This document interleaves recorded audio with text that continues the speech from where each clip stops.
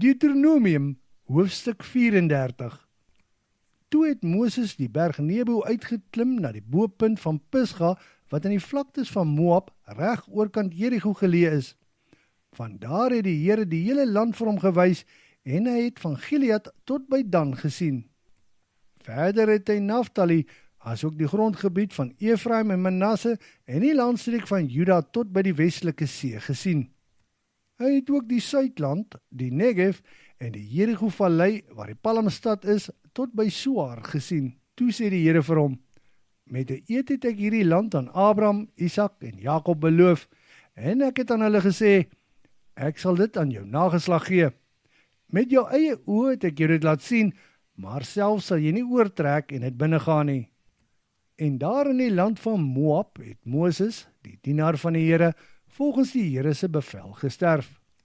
Iewers in die vlaktes van Moab, teenoor Bet-peor, het hy vir Moses begrawe, en tot vandag toe weet niemand waar sy graf is nie. En Moses het op 120-jarige ouderdom gesterf. Hy was nog baie sterk en sy oë was nog baie goed. Vir 30 dae lank het die Israeliete oor die dood van Moses gerou. Toe het die routydperk verbygegaan.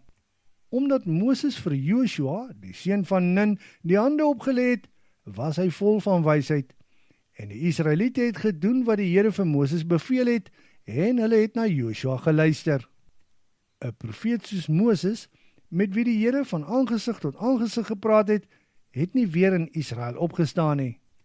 Want die Here het Moses gestuur, en hy het al die tekens en die wonders in Egipte aan die Farao, sy dienaars en die land kon doen. Met 'n sterk hand het Moses al hierdie groot en angswekkende dade voor die Israeliete se oë gedoen.